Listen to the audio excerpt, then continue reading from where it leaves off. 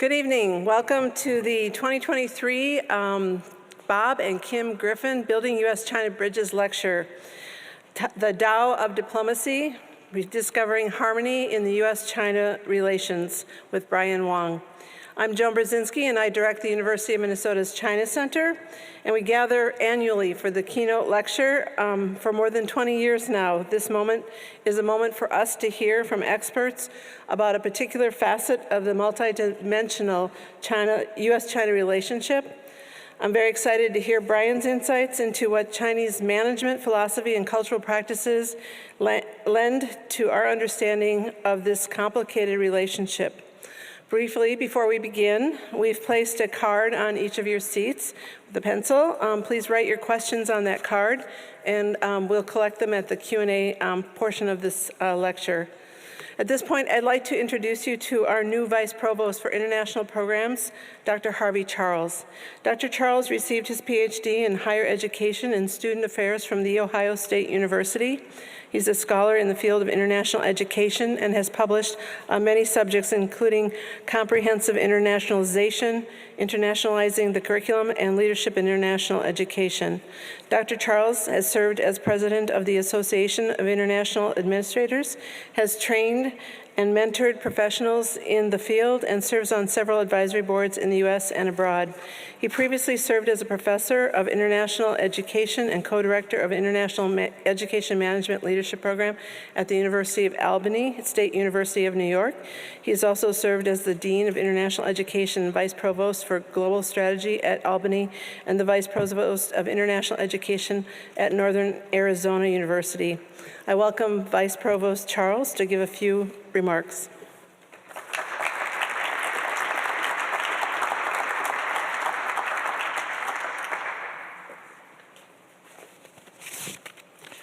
Good evening, everyone.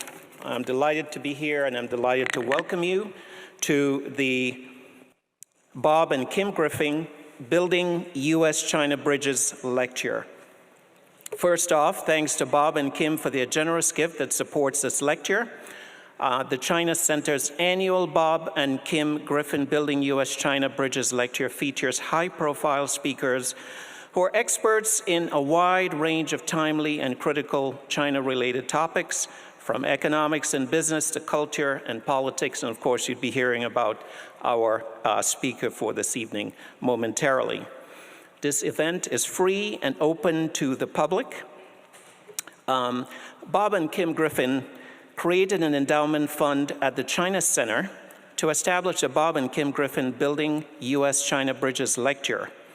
The Griffin's substantial gift reflects their commitment to promoting the mutual respect between the two cultures and their passion to connect people to China. It also establishes a legacy for their children and for Minnesota. Bob Griffin founded Bob Griffin International Companies in 1997, which became one of the country's leading sales and marketing firms, working extensively in Asia and in the US. In 2016, the Griffin International Companies joined established brands and U&I Entertainment to become Cities Market Studios. Bob is now retired. I'm particularly excited by today's topic, the Tao of Diplomacy, Rediscovering Harmony in U.S.-China Relations. This event could not have come at a more critical time when we are currently witnessing in real time what happens when nations and groups of people fail to create harmonious relationships.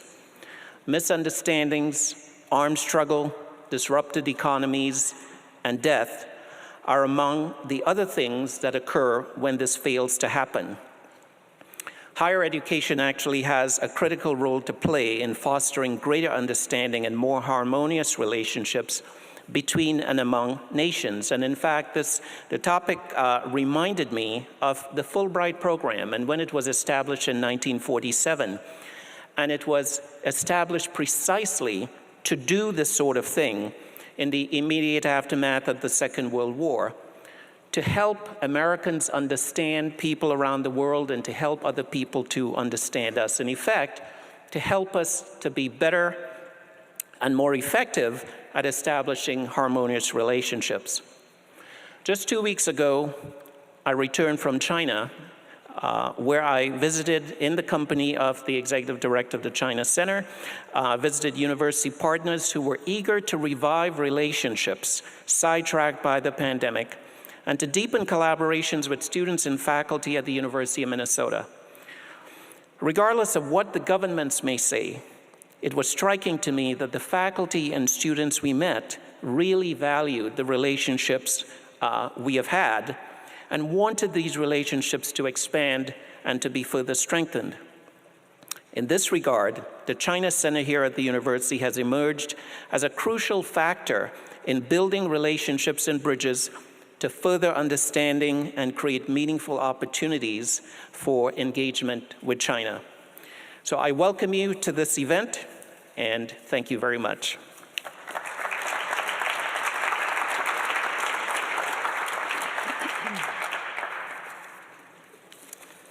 Thank you, Dr. Charles. Finally, I'll turn this program over to Ms. Amy Hsu. Amy has over 30 years of legal experience in intellectual property and patent law, including her work with several U.S. law firms and recently with Alibaba Group. Amy served as Alibaba Group's Chief Patent and Technology Counsel from 2014 to 2021, and helped drive innovation and creativity in its businesses and integrated disruptive and forward-looking technologies into valuable and sustainable business strategies. Amy is a University of Minnesota alumna. She received her master's degree in electrical engineering and computer science. She and her husband, Michael Schumann, are longtime supporters of the China Center and the university. Amy will introduce our speaker tonight. Thank you, and welcome, Amy.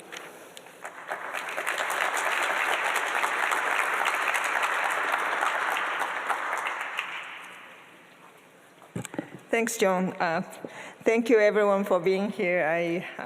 I'm so happy to see a lot of old friends and some new friends as well. I'm so honored to be here as a part of the University of Minnesota. Actually, I row my boat rowing along the river every day. I see University of Minnesota. So it's very, very close to me. And then also, I'm very honored to introduce my former colleague, Brian Wong. And I'm so excited that to hear when China Center, Joan told me, oh, we're going to have Brian over. So I'm very happy to be here today. Let me briefly introduce Brian. Brian, you know, if you look at his stuff, it's really long. So I'm going to just talk a few things, and then probably later through the questions and answers, I'm hoping to dig some dirt. No, I'm sorry. Okay. Brian is a Chinese-American entrepreneurial and investor. And he was the first American and only 52nd employee of Alibaba. My number is really high. We have this ID stuff. My number is really high. He's the 52nd. So he's very early on joined Alibaba. And when he contributed to the company early globalization efforts and served as Jack Ma's special assistant for international affairs. During his 16-year tenure, Brian established Alibaba Global Initiatives, which I had a fortune at the end of my years with Alibaba, work with Brian to talk about the issues, global leadership and things like that. Brian currently remains as an advisor to AGI team and regularly teaches courses on China's digital economics and also the management principles of the book that you may have a copy already. Brian founded a company called Rediscovering. Maybe you will talk a little bit on that. A digital media, currently a platform dedicated to bridging the understanding between East and West. Brian earned his bachelor degrees from Swarthmore College, a master's certificate from Johns Hopkins University, Nanjing University Center for U.S. and China Studies, and an MBA from University of Pennsylvania Wharton School. He was selected as a young global leader by the World Economic Forum in 2015. He was selected and is a China Fellow with the Aspen Institute, a member of the Aspen Global Leadership Network, and also a member of a committee 100. He's based in Shanghai and China. So let's welcome Brian. Thank you.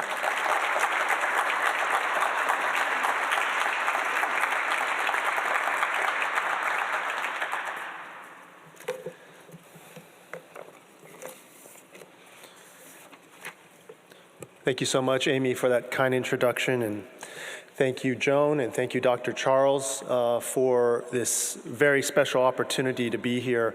Thank you to the China Center as well. I'm really excited to come here today.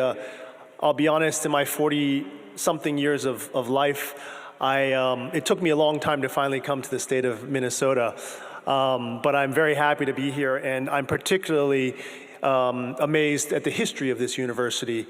I did a little bit of research and came to find that the first Chinese students that arrived here in 1914 was actually not that long before my own family arrived to America from China.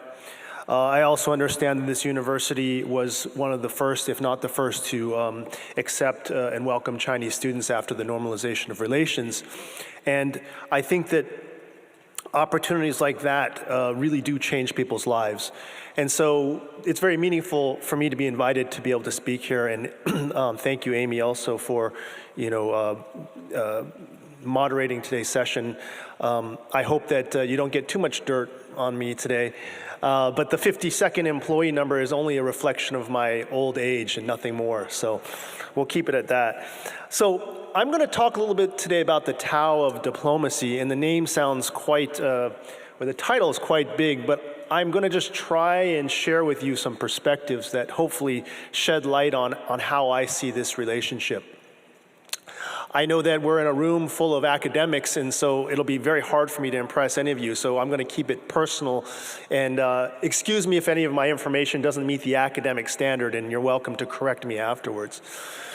But we're going to start with my journey, and my journey, as I mentioned, began with my great-grandfather coming to America in 1916, and he brought my grandfather at the time over to America from China. These are their actual papers, and I looked at the date, it said 1916, so not too far from the time that you all welcome students here to the University of Minnesota. The family grew up in different parts of California and then moved to Seattle, but this was sort of my father's family as they were growing up. And I was blessed. I think I'm a great beneficiary of the U.S.-China relationship because I was able to be born here, and I went to a United States, academic institution on the East Coast and lived that very happy life as a liberal arts college student, with the long hair and everything else that goes along with that. So I felt very blessed to have that chance, given what had happened in, the prior 100 years, and notably what my family had to go through to come to this country. But ironically, I ended up going the other way. So I ended up going back to China after all that work of getting us to America. And so this is a picture of me as a student, I think in Beijing, trying to learn Chinese and learn about the Chinese culture that is part of my heritage. And I continued that as I went to the Johns Hopkins Center, as Amy mentioned, to do my graduate work at the Nanjing University Center for U.S.-China Studies. I'd say all that really then allowed me to end up joining companies like Alibaba at an early stage because I was very curious about China. I felt comfortable in China, but being an American still, there was a lot I felt that I had to learn. But that's really kind of my journey in terms of the path, and I think it's quite interesting that there are a lot of parallels that we're going to see in terms of how my life unfolded, but also that relationship between U.S. and China, and particularly someone who benefited from both parts of the world and the cultures in that regard. So what I'd like to do now then is really frame our conversation today. I'm not going to provide any groundbreaking solutions to the geopolitical challenges that we're facing today. I don't have any solutions that are going to address what people are calling now the new Cold War. I'm also not going to be able to provide you all with answers to how to win the AI race against China. These are questions I'm going to leave to the experts. I will, however, try and do my best to provide insights from my time as an American working in China over the last 2 decades at one of probably the most interesting companies as it relates to this time of digital transformation. And what I hope to do is share in a constructive way or share my thoughts on how we can approach this relationship, what sort of mindset we can use that's based on my own life experience and also time working at Alibaba. Okay, is a realization that the drivers of change during this time are not just the ones and zeros of computer code, or that it's just related to who has the most advanced semiconductor chips. But I think there's something more human, more profound, and more universal that I think we should reflect on that will help us find the commonalities between the United States and China during a time of great tension. Okay, so that's how I'm going to frame the lecture for today's talk. And so I want to kind of go back a bit and look at how this relationship really provided benefits for both countries, the United States and China, and really look at these areas and remind ourselves of why this relationship was such a symbiotic one. In the private sector, there are a number of companies that benefited from this US-China relationship. Companies such as Qualcomm, which has over 50% of their revenue that derives from China.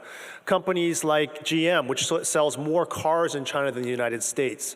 Companies like Starbucks, which, as you might all know, by 2025, they want to have over 9,000 stores in China, which means every 6 hours until 2025, they're going to be opening a new store. These are all sort of benefits that US companies in the private sector derived from this US-China relationship. Academic institutions, all of you know the benefits that come from the kind of research that happens in the healthcare sector, for example. I believe there's cancer research that has been going on, clinical trials in China that help organizations in America reduce their research time from 10 to 15 years to 2 to 3 years because of the benefits of the clinical trials.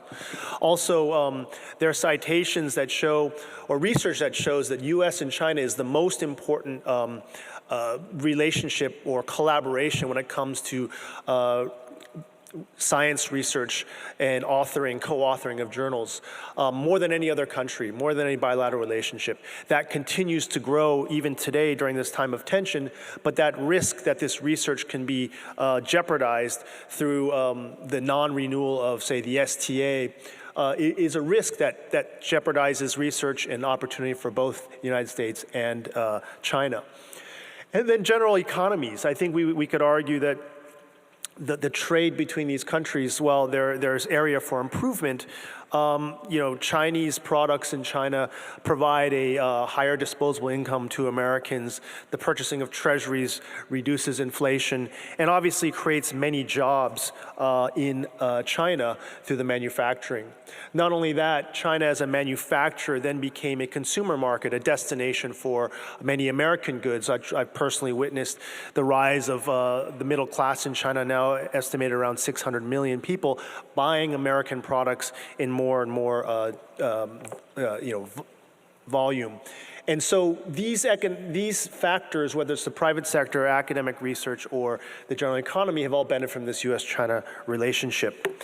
At the same time, the rest of the world has benefited. And in my travels to places like Africa or Southeast Asia, I've seen how this relationship has enabled countries and the people in the countries to access important resources like the internet through low-cost smartphones, through low-cost sort of telecom equipment that's allowed the rest of the country to connect itself to what is now the digital economy. So one could argue that the benefits have been accrued not just between US and China, but the rest of the world.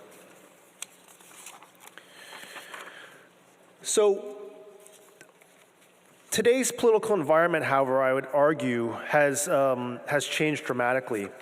And that has been reflected quite a bit in terms of the headlines that we see today. What the West got wrong about China is a common sort of phrase that comes about because there was an expectation in this relationship that China would become something more in the likeness of America. The liberal democracy that everybody expected, unfortunately, did not seem to come to fruition. At the same time, Americans say that China now is the greatest threat to the country. This has been really documented in surveys and a lot of sort of public discourse that more so than Russia, more so than a lot of the threats that people used to perceive as significant, China is the greatest threat to America. And that threat really has risen because we're in a new era, this era of the digital era, where particularly areas of technology, China has caught up and almost reached parity with the United States. We're in an era where data is now the new oil.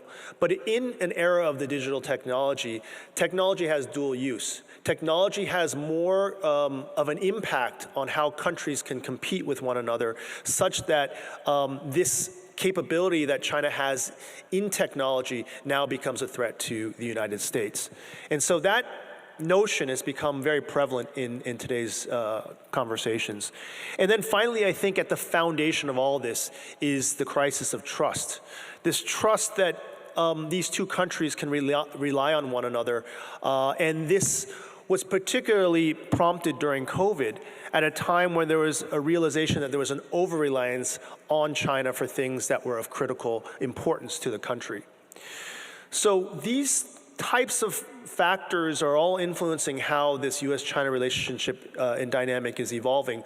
But also, it has become the one issue within Washington, D.C. that joins or sort of unifies both sides of the aisle. It is a bipartisan consensus that China is the greatest threat to the United States.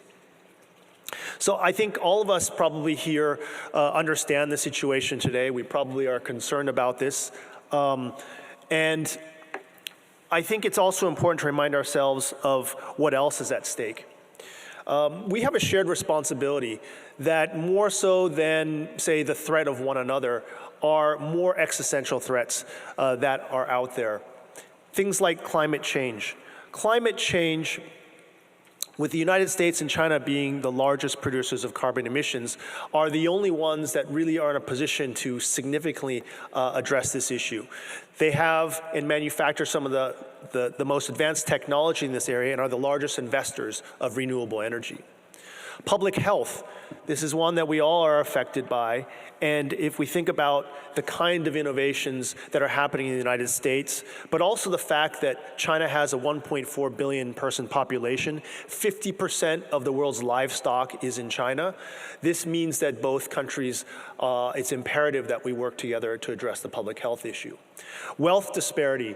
There are not only things that these two countries do that will affect the livelihoods of people in both countries, but also the entire world, as we talked about.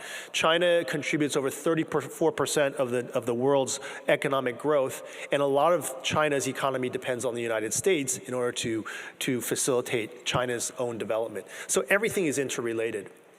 Nuclear proliferation really is about enforcing international agreements and reducing the possibility of the spread of this arms race. And then the most recent is really around cybersecurity and AI. Everybody's concerned about AI today, but the question is, how are you going to govern it? And really what it requires is for countries like the United States and China to work together to develop standards which will then guide the development of AI throughout the rest of the world. How do we ensure that AI will be fair and equitable for everyone, not just those who are leading this AI sort of development? Okay, so that's the context. Hopefully you all agree with those premises. If you don't, I welcome your thoughts as well after this. But I wanted to just kind of lay out how I see the world today. And then the question really then becomes, so now what? How do we address this? Where do we go from here? And so I did some thinking about how I would address this because it seems like the problems are never ending and things only become more complicated. I decided to go and look back to my college days, to my thesis in college, which was, if I remember right, the Confucian intertextualities of Thoreau's Walden. Okay, that's a mouthful. But I was like, why did I choose this topic back in college? And I dug a bit. And this picture here is a picture of a clipper ship used for trade, not unlike the ones that the Americans used right after the War of Independence. If you remember, America fought a War of Independence from England, and there was something called the Boston Tea Rebellion. And during that time, you guys remember they threw, no taxation without representation. So the Americans took the freight that had been at the port and they threw it overboard. It was tea. Do you guys know where this tea was from? Anybody? Take a guess. China? Exactly right. It was oolong tea from China, and it was worth a lot of money. So what I realized is that there was an interesting time in history where America was just declared its independence, and it was starting to do trade with China for the first time as an independent nation. That was a turning point in American history because it made trade with China allowed America to become a major trade nation amongst the European powers. And China was a big part of that. The boat that was sailed for the first trade mission was called the Empress of China. But that trade also opened up another world to the American culture, which was contact with Chinese and Chinese culture and philosophy. And this is where the Transcendentalists come in. The Transcendentalists were a philosophical movement and a literary movement that emerged in the United States around the 1830s. And the Transcendentalists believed that people could intuit truth and that they should rely on their own inner wisdom rather than external authority. So this concept of man and nature, this connection, is what would allow man or individuals to connect with divinity. This was sort of a rebellion against the institution of kind of the standard church, and it was a belief that man could have a direct contact with the divine. And so there were individuals like Ralph Waldo Emerson, Henry David Thoreau, Margaret Fuller, and Louisa May Alcott. These were all sort of thought leaders of this transcendental movement. And it shaped a lot of what American culture was then and is today. Issues like the slavery movement, the abolitionist movement, women's suffrage, civil rights, and contemporary environmental movements all were influenced by the American transcendentalists. Now, I don't mean to go off on a American history sort of detour here, but it does relate to what we're talking about here at the China Center. The transcendental movement was influenced heavily by European ideas, German idealism, European romanticism, but also Eastern beliefs, Hindu practices, Hindu beliefs, Buddhism, and then Confucianism and Taoism. I don't know how many people sort of remember reading these books, but if you read actually Walden by Thoreau, he actually includes many quotes from the Analects and other Confucian texts, as well as Mencius. And really what this movement, Emerson and even Margaret Fuller, she did a translation of the Tao Te Ching. These translations were not translations from Chinese into English, by the way. They were actually French translations into English because prior to the English translations, the French actually had translations of these. From what I understand, some of the missionaries or the priests, the Jesuit priests, had brought back. But the essence here was really, there were principles that the Transcendentalists really embraced that came from these Chinese texts. Confucianism focused on individual conscience and moral cultivation. Taoism focused on simplicity, self-reliance, and living in harmony with nature. And then that was then translated into these different movements that the Transcendentalists really pushed during their time and which even live with us today. This idea of the American voice of the individual having their own intuition, spiritual connection, that is something that is very distinct in terms of the American culture, but also is relevant in philosophies like Taoism. Environmentalism, this balance with nature, the respect for nature, was something that was also very much part of the transcendental movement.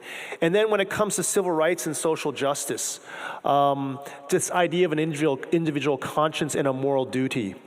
And finally, education, this idea of kind of the whole holistic development of a child in experiential learning. So one could argue that this link between China and the United States was established almost since the beginning of America's sort of early cultural development, but also that when people talk about this clash of civilizations, this clash of values, we have to look back and say, strangely, way back in the 1800s, there was already this meeting of the minds and a sense of commonality around some universal principles. So I leave this thought with you as we move forward, but I wanted to share this because even when I use AI to help me with this speech, okay, AI did not write my speech, I'll tell you that, but I did use it for research. But when I put in the prompts, what is the connection between transcendentalism and Chinese philosophy? AI, and this is OpenAI, because now I've realized there's a difference between OpenAI's ChatGPT and Bard and a few of the others. You get different answers. But ChatGPT said, there is no relationship, although some might assume there is. And I said, well, were there any Confucian texts actually quoted in the transcendental sort of literature? And they said no, but there is speculation that there is a link. But there's actual text. I wrote my thesis on the intertextualities of Confucius in Thoreau's Walden. So ChatGPT was wrong, and I had to correct it. And so I don't expect all of you to say, oh, what Brian is saying is common knowledge, because it's not. I had to find literature and academic research from Korea and Malaysia to actually substantiate these claims. So what I'm telling all of you in this room today is something that you probably don't know as common belief, is that there was a connection between Chinese thought and American early thinkers, to the point where a famous American Chinese philosopher named Lin Yutang said that Thoreau was the most Chinese of all American authors that he knew of in his lifetime. So that is the first part of my sharing in terms of some context. Now I want to fast forward 180 years, okay, to Alibaba. Transcendentalism was a little bit of east going west. Now when I look at Alibaba, I think about a little bit of west going east, okay? And I was there to witness that. I was not there to witness the transcendental movement, but I was there to witness Alibaba. And Jack Ma, the founder, he was very inspired by what he saw in America. When he went to Silicon Valley, he talked about how he would drive down Highway 101 and it was packed from morning till late night because everybody was working so hard and commuting. And he said one of the things that inspired him was the work ethic of these entrepreneurs. And so when he'd have these little talks and these lectures to his team, which I joined a few in the early days, all he could talk about was how great Silicon Valley was, their work ethic, and how he would like to emulate that at Alibaba.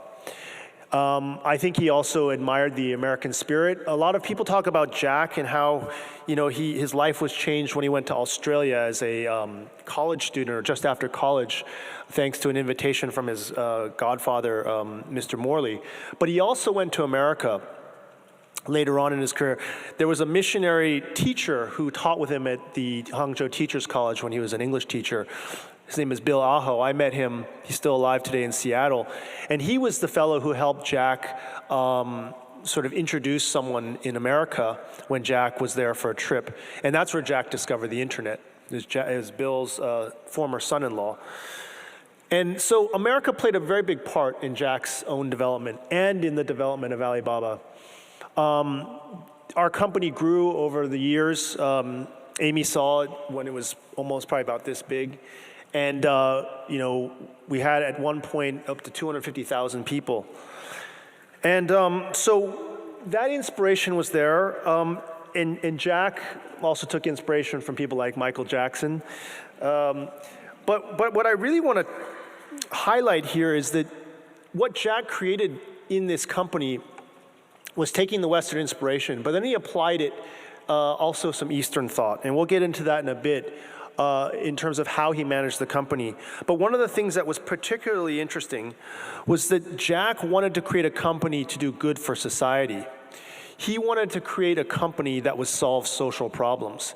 And when I first joined, I didn't really believe it. I thought he was just speaking in a very idealistic sort of, how should I say, the term, well, I guess basically he was trying to make things sound good, like we want to help the world and do these good things. So I left the company. And went to business school to learn how to really run a business. And we studied Milton Friedman and how to maximize shareholder value. The interesting thing, though, is I went back to Alibaba a few years later. And I only did that because Jack said, hey, I want you to come back and help us globalize the business. But what I actually found is what he wanted to do, what he aspired to do, was actually possible, and they were actually achieving it. Jack used to say that we want to use a charitable heart to create a company, but to use business tactics to operate it.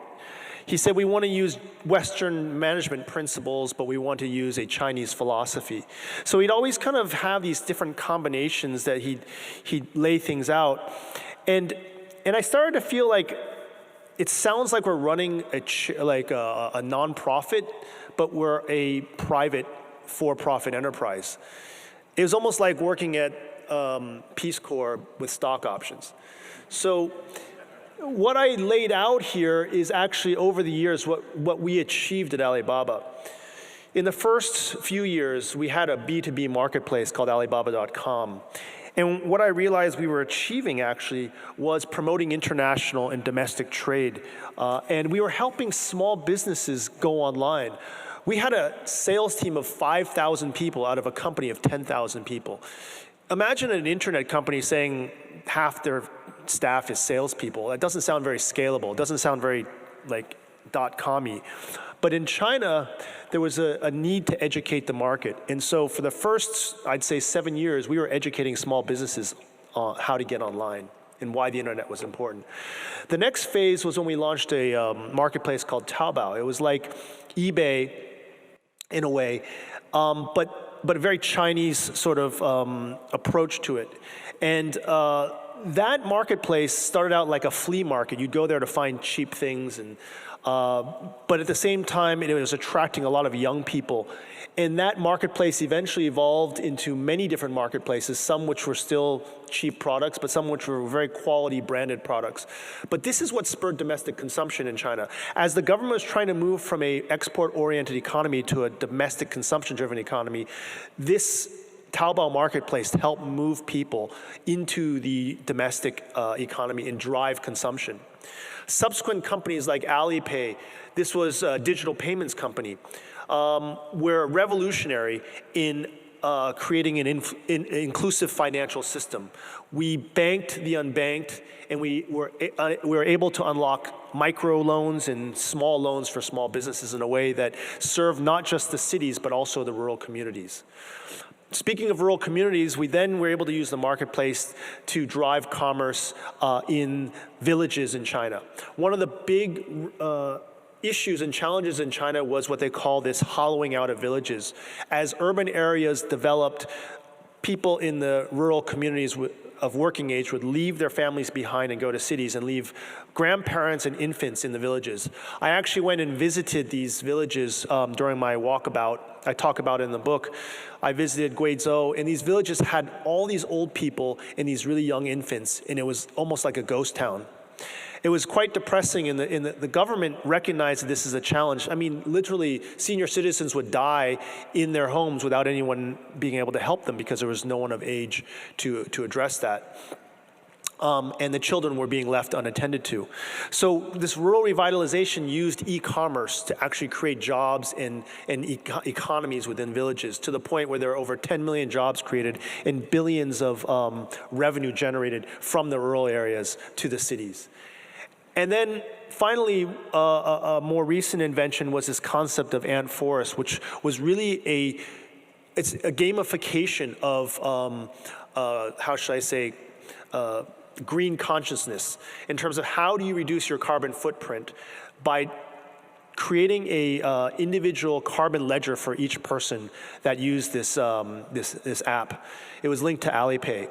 And so what you could actually do is track your behavior and see how much carbon you were saving by walking or taking a bicycle versus driving. And then you can actually take those carbon credits and plant trees, to the effect where the net impact was the planting of 600 million trees. 600 million trees were planted thanks to this program, and also a change of behavior of consumers in terms of how to be more environmentally responsible. So these are solutions that were being created through this digital economy and as part of something that Jack had created at Alibaba. The reverberations were not just in China too. All throughout places like India, Indonesia, Turkey, Nigeria, and other places in Southeast Asia, these models are starting to emerge that are not unlike sort of what Alibaba did in China. The reason I know this is I created a academy to actually train entrepreneurs from these different regions to come and see what was possible in an emerging market like China and then apply it to their own countries. And many of these companies have become very successful. Unicorns, some of the largest in their regions. This company Flutterwave is the largest fintech company in Africa. And their CEO went through our program and was greatly inspired by what he saw in China. Okay. So how was this done? How was Alibaba sort of able to create this phenomenon? And in this part of the talk, what I really want to get into is kind of this, what I think is a framework for thinking about the approach that Alibaba used, but also as a segue to this concept of the Tao. Because I'm sure you guys hear this word Tao a lot, and I mean, maybe someone in the room can tell me how you would define this concept of the Tao. Can I get a volunteer since we've got an active participatory audience? We might even have a Chinese philosophy major or professor here. What's that? Yin and yang. Yes. How about here? Yes. Two opposing forces. Yes, in the back. Excuse louder? Balance. Perfect. Okay, so I can sit down now. My lecture is done. So I think all of those are right. And what I want to do is apply this framework first to Alibaba and then think about how we would apply it to our everyday life and maybe even this conversation around US-China relations.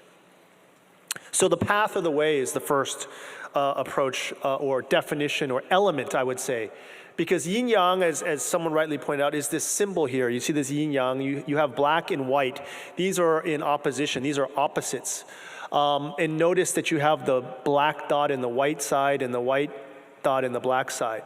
This means that these concepts of opposition or are actually in constant, how should I say, tension, yet they exist within one another, okay?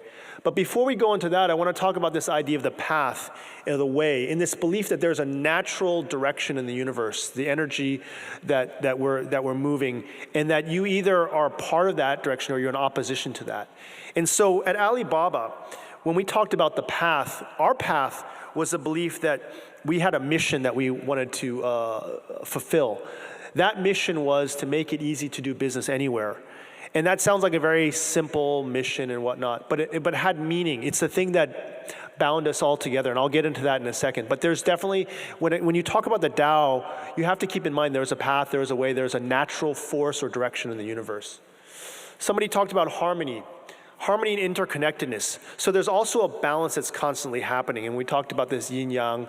The world operates within these dynamics, these oppositions. And so the key is really to figure out how do you fit within that sort of universe, and how do you fit in harmony such that then you go according to the path or the way in this universe. And so when we talk about harmony with regard to Alibaba, we think about an ecosystem. What is Alibaba's role and function within society? And what were we doing as an entity within kind of the marketplace, but also within the community, and how do we affect and change the world around us? And then finally, this unity of contradictions. So this is something people might call dialectics, right? So this opposing forces or paradox. And very much that exists in Alibaba. Jack would always talk about things in these paradox. He'd say that Alibaba is successful because we have no money, no business plan, and no technology. And that was his first speech at Harvard, and we almost fell out of our chairs. We didn't know what he was talking about. But he speaks in these sort of puzzles or paradox. Another thing is we become the largest company, e-commerce company in the world by pursuing the smallest businesses, right? So this unity of contradictions is something that I had to think about in terms of what that philosophy is, what's that mindset, and how, rather than being either or, it has to be both. And so these are the concepts, I think, that really governed Alibaba. And when we talk about the path in kind of real terms, this mission to make it easy to do business anywhere, we really thought what we were doing was helping the little guys. We were trying to support those who are underserved, using technology as a way to help them achieve success and opportunities. And this idea of wuxia, which is really a reference to kung fu novels, is linked to this fabled stories of chivalry, not unlike Robin Hood. We thought we were the heroes helping the small businesses fight against the big guys, or the oppressors, or the ones who were really trying to keep the small businesses out of the game. And so that was kind of how we defined our path in kind of everyday terms. And it gave us our reason for being. And so at Alibaba, this path was really defined in terms of business sort of language as our mission, vision, and values. I won't get into this today, but just so you understand how you translate a philosophy into a business practice. When it came to harmony and interconnectedness, we thought of ourselves as an ecosystem. This is something that Jack always talked about. But then we also thought about ourselves in reference to the larger domestic market and global environment. And there was a constant interrelationship between our ecosystem and the forces in and outside. I would argue that the WTO was a big reason why Alibaba was successful. Without the WTO and the global environment, we wouldn't have a lot of our businesses, because that opened up opportunities for companies to export directly to the international markets. The same thing with the domestic policies. When Chinese government decided to spur domestic consumption, that helped companies like Taobao become successful. So all of this is interrelated. And then finally, I talked about this embracing contradictions, or the unity of contradictions. And Alibaba is a company that was really built off this constant change or movement between opposite concepts, big and small, charity versus business, dreams and reality, East and West. These are the dialectics that we were working between as we grew our company. And I would say that by keeping both of these concepts in mind, or the dialectic in mind, it allowed us to be flexible while staying focused on a path or a goal in the long term. Okay, so that's how Alibaba sees it. Now, if we go into the broader topic of then how do you take this framework, the Tao, and these concepts of the path, harmony, and the unity of contradictions, how do we apply that in the conversation we started with of US-China relations? And here's what I would argue, that we need to define our purpose. What is it that we're trying to achieve as a nation, as people of a country? And I think it's safe to say that what we really aspire to is to pursue a good and fulfilling life. Some would say, looking at government behavior, that it's a battle for supremacy. Who's bigger, who's more powerful, who's more dominant? But if that is really the path, or is that the path, I guess is the question to ask, or is it to provide a better life for your citizens or a better life for yourself? I think that is a question we should constantly be asking ourselves, because sometimes I wonder why the two countries are fighting when we have such much more significant existential issues at stake.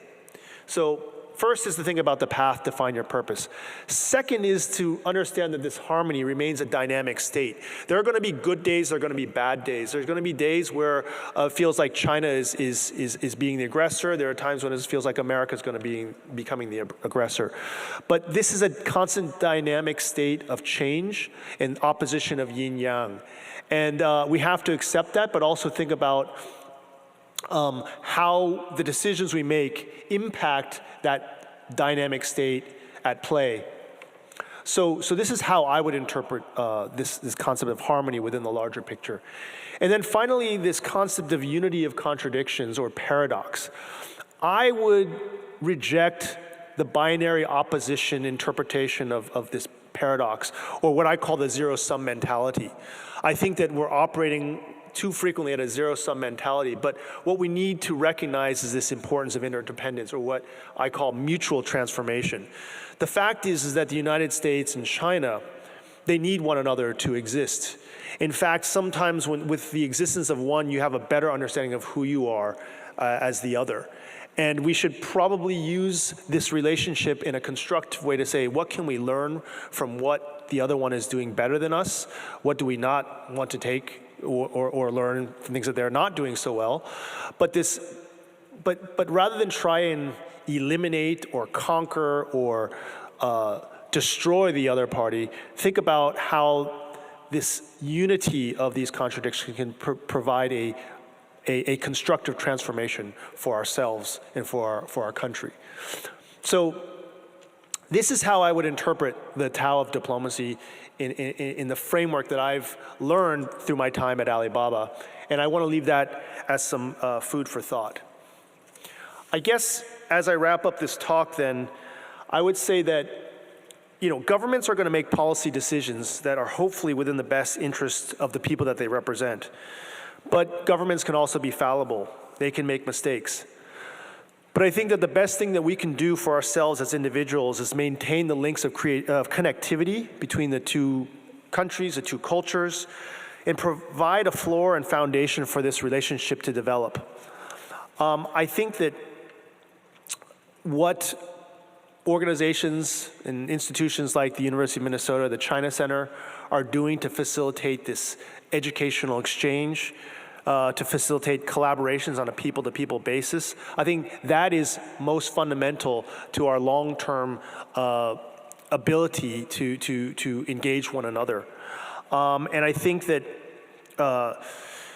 it's up to us, really. The challenge is to shift our own thinking and to decide, how do we approach these issues and try really, rather than think of it as a zero-sum, as this mutually exclusive choice, we should think of it as one of mutual sort of interdependence. And so I like to finish with this final quote from Jack, which I always felt was quite puzzling until I wrote my book. I finally figured it out. He said, if you want to change the world, start by changing yourself.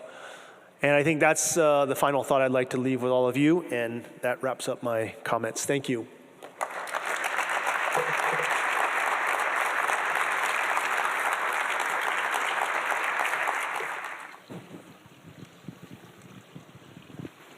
While we are gathering all the Q&A sheets, this is, I really enjoyed it. I learned a lot. It's kind of like when I went to Alibaba, I thought I was, under the legal side, I was like giving advice, right? But actually, I found I learned more than I advised. So it's fun. It's good. Thank you. I worked with Brian towards the last couple of years when I was in my 7.5 years of tenure at Alibaba, and we worked on some of the global academy, leadership academy. So we were just side by side like this, and talking to many people, many CEOs around the world, and they have issues. Most of the issues is for him. For me, they said IP, what is IP? Okay, so let's not talk about IP, let's talk about business. So I was learning a lot more than when I get a chance to talk to other people. So thank you for that. I'm gonna take some of questions, okay. Wow. if I can read your. I can't guarantee I can answer all your questions. So while I'm looking this through, I'm just going to ask a general question for Brian. Now you're living, we lived through the past, and maybe some parts are current, and we'll be living towards future. So maybe tell us a little bit about your family and living in China, Shanghai, or Hong Kong, and these things are very confusing for our younger generation, our kids. When we talk about all the issues that we're facing, whether you're born here, you're raised there, and when you're raised there, working there, what do you normally tell your kids? Or particularly say, hey, you should still keep learning Chinese, right? Something like that. Or so tell us a little bit about your family or daily, talking to your kids. So I have 2 children, but I can't give them much advice at the moment because they're only 2 and 4, so they don't listen to me, nor are they interested. But I do think a lot about the future because I have children, like I'm sure many of you do. And the reason why I spend so much time on these issues and why I'm very happy to be here today to talk to all of you is because I think they're very important and they will become increasingly important as time passes. I mean, we've experienced climate change, we've experienced the impact of these geopolitical tensions, and I think it's become very real to me. So I always ask myself each day, what can I do in my capacity to affect change, even if it's very small? I think, just like Alibaba, a lot of small actions in aggregate can make a significant change if we do it together. And I would think that since you're all here today, you're interested in this topic, and really it's just a matter of how do we sort of work together towards the same direction. So, a lot has changed in the last few years, 1, because of COVID, but 2, this geopolitical situation, not just China, but obviously Ukraine and the Middle East. I was just in Emirates in Saudi last week, and it's very, very, it's very tragic what's happening there. But for those people there, this is an existential issue. I can only say that what I would invest my time in is equipping the next generation with the tools to make good decisions and giving them things like frameworks to think about where we have to step outside of the traditional way of thinking. The reason why I spent so much time on this historic analysis of transcendentalism, I was shocked at just how similar these thoughts were, yet everybody's telling us how different we are and how we should be fearing this other country or this other way of life. And so what I would like to do, and even Radii, this media company that I've created, it's targeting youth and it's focused on music, fashion, wellness, things that young people are going to care about. And what you find is people in China care about the same things that the people in America care about, and even the people in like Indonesia and Africa. They all read this publication and they say, hey, what's happening in China I can relate to. So I guess the objective is to, 1, equip my children with enough skills to interact with people outside of their everyday circles. 2, give them a mindset which will let them be open enough to accept new ideas. And 3, the cognitive ability to pursue questions and find truths in their life so that they have a constant lifelong learning mentality, because I don't know what AI is going to bring to the world. I don't know what these geopolitical issues are going to bring to the world, but I do hope that my children will be equipped to handle that, whatever it is. And, really scary thought here. I was in Abu Dhabi and it was like searing, 48 degrees. And we were in this convention hall, all glass, very comfortable inside, but you don't even want to step outside because the heat is so unbearable. I said, this could be a glimpse into the future of all of our lives when you have global warming and we're all living in glass boxes because we can't go outside. That's a really sad day in our lives where we can't move around freely because of the climate change. And so all that really struck me, and I said, in my lifetime, whatever's left, I got to make the most of it to ensure that the next generation has something to live for. Okay, well, we're going to go through some questions. There are some questions about trust, some questions about where's Jack Ma. There are some questions about the future of Alibaba. Used to be when we do these, it will be all on the screen, and then we'll vote on which one to answer. Sorry, some of those I couldn't really tell the every word. So I'm not going to read everything out. So in general, maybe tell us a little bit about, since we're on Alibaba, there's one question about where's the name come from? Okay. So, by the way, is this being recorded or okay? So no Chatham House rules here. Okay, that's fine. So not that that's a secret. Alibaba's name. So Jack wanted to create a company. By the way, this is like his third company. So he knew at this point he didn't want to create something just for China. He wanted to create something for the world. So he said we need a name that is not Chinese and that everyone around the world knows. And so one of the ideas was Alibaba. He liked the name, number one, because it connoted or alluded to this idea of open sesame, like, oh, Alibaba, open sesame, you're going to get really rich. And then second is it was A at the top of the alphabet, because at that time everything was still like browsers, like you would just have alphabetical. And then he went around asking people, do you know what Alibaba is? Like there's a waitress at a restaurant. When I say Alibaba, what do you think? And she said, open sesame? And then he's like, yes. So he thought that would be a good name for those reasons. Okay. All right. We talk about, you were the number 52nd join the company. When I joined the company, we had about 23,000 already employees. 23,000? 23,000, 2014. I think it was more than that. No, but when I left, okay. 250,000. Okay, there you go, yeah. So within a matter of 7 years, of course, there are a lot of acquisitions and merge, but on the business level, but employee-wise, it's just grow exponentially. The question is it still a place to go for Americans? Oh, for Americans. For Americans specifically, to a place to work, a place. Well, it doesn't have to be in China. Alibaba platform is everywhere. Is this still a good company to go to work and develop career? So I think going to Alibaba now would be equivalent to when I went to Alibaba in 1999, which is anyone that went, they'd say, "Are you crazy?" But I think that it would be equally interesting because there's so much happening right now that you could make an impact on.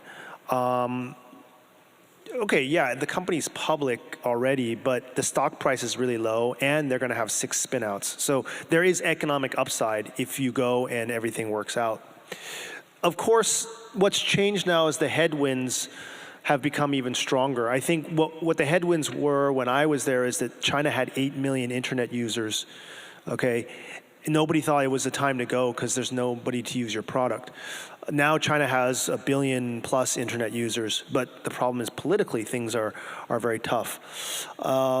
So what I believe is that for the person to go, they have to have a good reason besides just finding a job. It would be they go because they believe that it's worth being part of an organization that can make an impact, and but yet you're going to have to be very persistent in what you do in order to make that impact. Okay, so we'll still tell the kids to learn some language and then culture, and then to the extent you can. And there's one question that always strikes to me: who are the beneficiary if U.S. and China relationship goes south? We're not going. It's a good question. Who are the beneficiary? So why, what happened? So, going through my mind the last couple of years, I always ask myself that question. Do you share some idea? I think the beneficiaries are those who have an agenda that will gain them popularity and maybe even votes in the short term. And that for many of them, that's maybe as far as they're thinking. For others, they believe there's truly an existential threat. and they're doing it in their heart of hearts because they think it's the right thing to do, yet maybe they haven't been to China. Maybe they haven't actually looked at the issues from the other perspective, so that they don't feel the need to nuance it. Certainly the technology companies, like the semiconductor companies, there's not a lot to be gained because so much of their sales relates to China. But it's a good question. I think it's probably worth us thinking more about. Yeah. Yeah, I leave this, this thought to everyone in the audience. Who are the beneficiary of this relationship is not going well? Well, I mean, the other thing is the narrative is that China created the loss of jobs in America, right? Like the offshoring of work. But you do have to ask yourself, if you decide to decouple from China, are the jobs going to come back to America, or they're going to go to Vietnam, or they're going to go to other parts of the world? So there might also be a mismatch of expectations of what this decoupling will bring to them, yet they haven't really seen the reality of what it will be. Yeah. Yeah, sometimes it's kind of seems obvious. It's the employment and that sort of issues. But sometimes we need to think a little deeper. Maybe people around the world, I'm not just talking about this country, who are the beneficiary. Also other, they may not like U.S.-China, the last 40 years, how it developed. So, just think about going back to the history, going back to the philosophies that we just learned, and I want to leave this thought to everyone. Why people wanted to have this relationship go bad, right? Basically. Okay. These are getting to be interesting. So they're talking about where's Jack, and also it's always an interesting question. A lot of people ask me. I said, ask Brian. Great. And Jack and they use the last name Ma, and she. By the way, she has been into the United States for a while as well. Back in when he was young, and in Iowa. I remember representing our firm. Went down to Des Moines, met the delegation from China that time. He was not the leader yet. We met him everywhere on Des Moines paper. Jinping, welcome back or something like that. When I think it was 2012. So it was a very close, that relationship through trade. And now it's people that name, when the last name shows up or you hear, you feel like, oh gosh, it seems like an enemy. So what happened? And Ma and she both are philosophies. Do you have any, do they, kind of not the same type thinking, or different thinkers, or one represent different branch of that, or there's a number of questions about she and Ma. Well, I can't really comment on their relationship. I think that things have changed in China, and you could argue even in the U.S., where economics and business was essentially the floor or the driving force between this relationship, and that's now shifted to more ideology or politics that's trumping the business. So to the point where sometimes businesses will be hurt for the sake of the political agenda or the ideology. But I actually think that both countries, again, are trying to achieve the same thing for their people. There is wealth inequality in both countries. There is a need to address this issue. There is also big tech power or monopolies happening in both countries. And each country is actually trying, and there's the rise of AI. But what you're seeing is a different approach on how to handle this. And I think that what's being interpreted in China in terms of how they've handled a lot of this is looked upon from the United States in a very negative way, such that they feel like that is an authoritarian approach that is not good for the people. Meanwhile, China might be looking at America and saying things are chaos and there's no order, law and order. We would never want that to happen in our country. And so I think that you've got that dynamic going on, and it's something that any leader of the country, whether it's Xi or President Biden, has to handle. Meanwhile, I think what Jack as a business person is trying to achieve is use business as a means to bring prosperity to people, but also help. I've always believed this. Jack uses business as a way to help kind of those who are underserved. And I think he did a very good job of that. But what's changed between then and now is that Alibaba has become a massive technology company that commands a lot of influence, and in a data-driven world, a lot of data. And so what the Chinese government is doing, not unlike what the US government is trying to do with regards to companies like Google, is contain this big tech influence. But China's approach has been much more forceful than America. And I think that's what you're seeing here, is this difference in methodology or technique on how to address this. And, you know, their relationship I can't really comment on because I don't know. Right. Yeah. Understand, thank you. Okay, this is in probably an easier question. In this time of AI, social media, and polarization, how can we build trust and retain truth? Very good question. I think this is at the root of a lot of our problems and misperceptions. I don't know the quick and dirty solution. I'm just trying to create more media to drown out the misinformation, but maybe people will say I'm creating misinformation. I do think over time there's probably going to be more regulation around media. First of all, like real name identification might make people more accountable of what they say. I think also how social media manages information is a question that, again, different countries have different ways of managing this. But if you look at ex-China, ex-US, certain countries are starting to regulate more. They're using more of the Chinese technique. Some are being more laissez-faire. But we are in big trouble, I think, with AI. Deep fakes and all this information becomes more and more difficult to distinguish.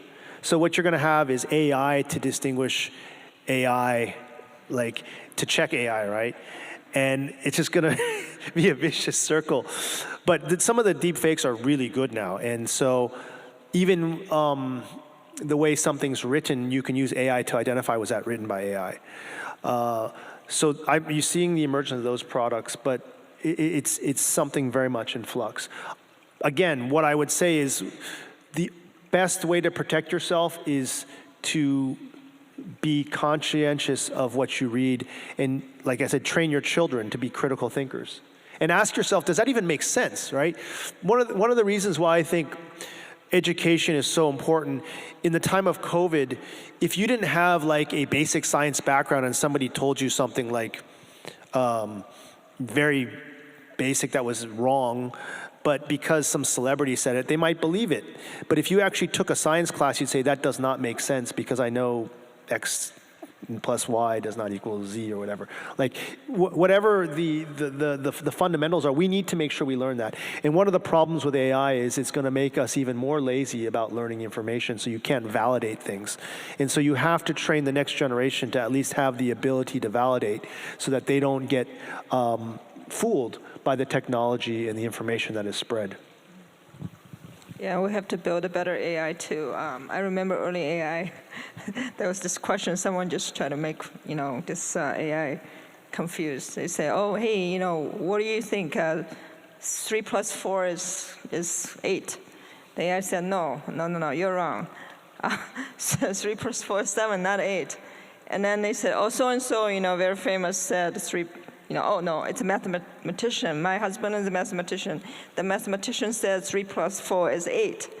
And then AI's answers, very apologetic. It's like, oh yeah, I must be wrong, since they are the expert. So then they said, okay, well, I'll go back and check, but, maybe you're right. 3 + 4 is 8.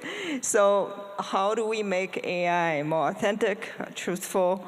It's up, and it's up to all of us to work on it.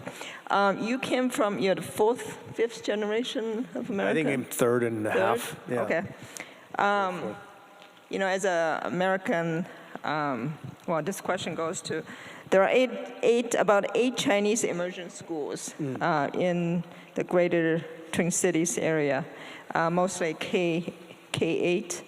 What opportunities do you see in these institutes, especially given the removal of Confucius institutes in the U.S.? Well, I think learning any second language is a good thing for a child, but particularly Chinese requires a lot of discipline to memorize characters, but also opens a window of the whole new window into access to a culture. And I think that, a lot of people said, well, Chinese was popular a few years ago because of the business opportunities and the career opportunities. And I absolutely agree with that. That's why I created these programs at Alibaba. We were getting top talent to come to China from all the best schools because they wanted the China work experience. Now people say the only reason you learn Chinese is because you want to work for the State Department or CIA. And maybe that's the case, but I think there's probably a lot more application than just that. And I think it's a good bet, given how many people in the world are Chinese or speak Chinese. By the way, I go to Rwanda, I meet a lot of young people speaking Chinese. Places in countries you would never expect are learning the language, because China is the top trade partner with over 130 countries. So imagine if you learn Chinese and you decided you're not going to work in America. You go to 130 countries and still have a job opportunity. And by the way, American education, particularly higher education, is still the best, and anywhere you go, people are going to respect that education that you have. Coupled with Chinese will give you access to that plus English many, many parts of the world. And so I would absolutely continue to invest in the language learning. I think that children who learn Chinese at a young age are blessed, because they're going to have not only these opportunities down the road, but also discipline based on the process of studying the language. And they're going to see things differently. They could read the Taoist text in original language and then interpret it themselves, because sometimes those Chinese characters are translated in a way that actually doesn't capture the essence of the actual meaning. So imagine that you have that language ability, and then this opens up this whole world to you of philosophy and thinking. And by the way, Taoism, people say, I haven't figured this out, so somebody here can tell me, relates to quantum physics, like in metaphysics. Like, it's that deep. But I can't figure that out, so maybe some young person down the road is going to make that link. Imagine growing up with all of that. It broadens your horizon and widens your world. Yeah. Yeah, I had a privilege of visiting our quantum physics department when I was at Alibaba. It's very interesting, and so we just begin to understand some of the things. Yeah. So going back to Tao, probably, we have thousands of years. Can you explain how the philosophy relates to quantum? No, Okay. I can't. Sorry. Because I'm dying for someone. We'll have to email you back. Maybe you can talk about it more than me. Okay, so the next question is how has Alibaba been, I think, being geared by the Belt and Road Initiative sponsored by the Chinese government? The BRI is viewed skeptically by the West, but has it served Alibaba's interests? So when I was at Alibaba, we don't have a formal relationship with BRI, but definitely the programs that I was training entrepreneurs, many of them came from the BRI sort of countries. And let's just think about this. If you take a real estate class at Wharton, one of the things you'll learn early on is there's a direct correlation between proximity to highways and the economic value of the property, okay? That's just a basic common sense. So if you're going to build trains and roads through different parts of the world in countries that are traditionally deprived of access of logistics, they're just going to become richer. So on that basis, I can't see how that can be a bad thing. But if you go and then you talk about debt traps and all these things, I think we need to trust that these governments in their own places are going to have the ability to decide what's good and what's not good for their countries. It's not for us to make the call like, oh, China is like taking advantage of all these countries and exploiting them. Like, why is it that we think these countries can't make that choice for themselves? So I think at face value, the infrastructure will be a good thing for these countries' economies, and then layered on, if you had a digital element to that, that's going to only help them scale their connectivity. Yeah. Okay. Yeah. Thank you. Okay. Based on your reading experience, who is the writer, philosopher from China sharing more common language thoughts with Ralph Emerson? Oh, so Emerson, he wrote a book called, his literary work called Nature, and he also talked about the oversoul, and a lot of people link that with this notion of Taoism. So those two might have some relationship, but I do think that in terms of writers, it's really all three, the sort of Taoism, Confucianism, and Buddhism all can relate to the transcendental movement, and I think they're all relevant. So, yeah. So, Joan told me I have one more question. Okay. Sorry. It's good questions, by the way. So the question is, I noticed you complete your undergrad study at one of the best liberal arts college based on your personal experience at U.S. and China. What is the advantage of taking undergrad study in a liberal arts college compared with studying at a big public university such as University of Minnesota? I better be sensitive to this answer.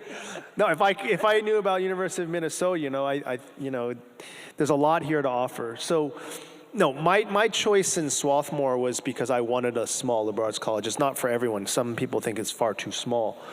And for me, it really is personal decision because the programs they offered, music and their sciences, and I was a literature major, but I did all of those. Okay. I do think one of the things that was very interesting about Swarthmore is that it has an engineering program as a liberal arts college. And so what you saw was this interesting blend of like engineering major plus like double major with art history, or like music and computer science. And you're like, what do these have to do with each other? But it was actually at the intersection of interdisciplinary studies that really interesting things happen. And I love that fact that you can mix all of that. I also think University of Minnesota has a plethora of high quality degrees that, from what I understand, also has this similar kind of chemistry, and I think that's really the essence of it. Small colleges, of course, don't have as much resources, they don't have the depth, but what you really want to do in college is learn how to learn, and then you can figure out what you really want to dive into and then go to the big universities, and so whichever school can offer that to you is good. Well, thank you Okay. very much, and Yeah, good. Thank you.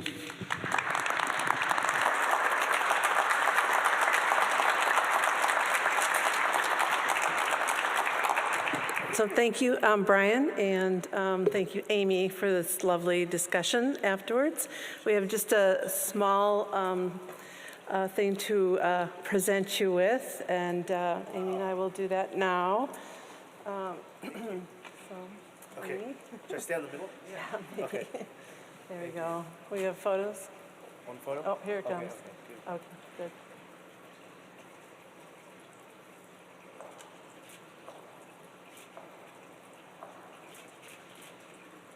Perfect. Thank you. Thank you very much. All right. Thanks, everyone, for joining us this evening, and have a safe drive home. It was a really wonderful conversation. Thanks so much, Brian.